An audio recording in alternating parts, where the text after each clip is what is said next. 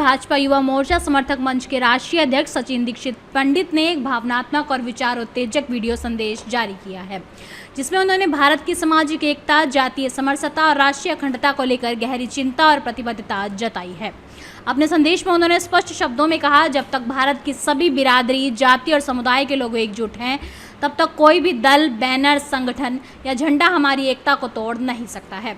उन्होंने यह भी प्रश्न उठाया कि अगर इतिहास में किसी वर्ग से कोई भूल हुई हो तो उसका दंड आज की निर्दोष पीढ़ी को क्यों और आखिर कब तक दिया जाएगा।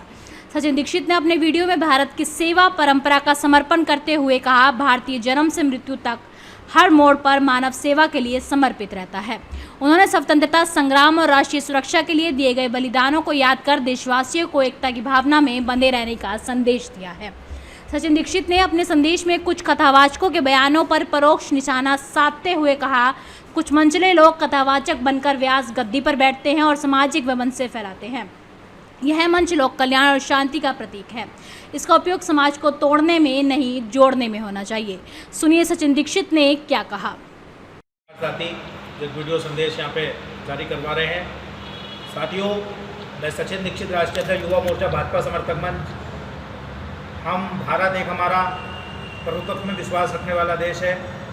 सबका सम्मान, सबका साथ, सबका विकास, सबका विश्वास बनाकर माननीय मोदी जी, माननीय योगी जी, हमारे धामी जी और प्रत्येक भारतीय जनता पार्टी का राष्ट्रीय, राज्य, विधानसभा, जिला, महानगर, बूथ स्तर तक का पदाधिकारी काम कर रहा है। बड़ा दुख होता है कि जब कुछ मंचले कथावाचक बनकर व्यासपीठ पर बैठकर कमेंट करते हैं। आप ये समझिए, मैं आपको डेमो दिखा रहा हूँ, इस टाइम व्यास सीट है।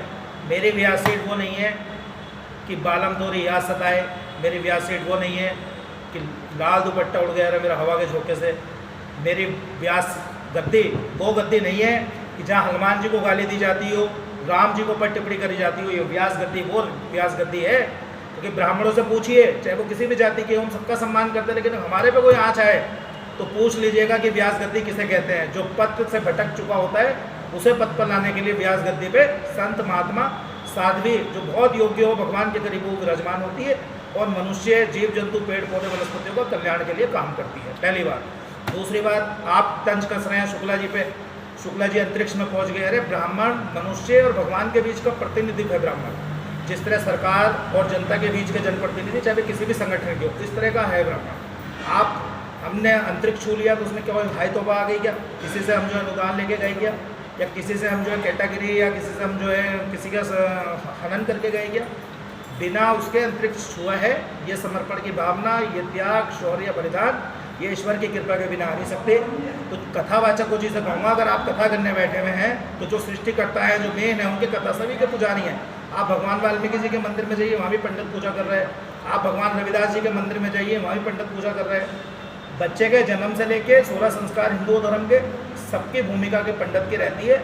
ये अलग बात है, कलयुग की हवा अपना काम कर रही है। आप कहीं भी किसी भी जाति बिरादरी में भगत आ गए, लेकिन आने वाले समय में, और इस संदेश के बाद में मैं आपको कहना चाह रहा हूँ, मैं तो मुकदमा दर्ज कराने की तैयारी कर रहा हूँ। राष्ट्रीय अध्यक्ष जी के आदेश अनुसार मुझे उनका आदेश लेना है। आज के बाद अगर कथा सीट पे वाचक बन के आप जो है किसी व्यास सीट पर बैठे, किसी व्यास गद्दी पर बैठे, तो सिर्फ समाज का, सब समुदाय का आपको सम्मान करना होगा, क्योंकि देश बजरंग बली के चाहने वालों का भी है और अली जी का भी है। धन्यवाद। भारत माता की जय। वंदे मातरम। उत्तराखंड के शहीद अमर हैं। देहरादून से सी न्यूज़ संवाददाता प्रवचन सिंह की रिपोर्ट।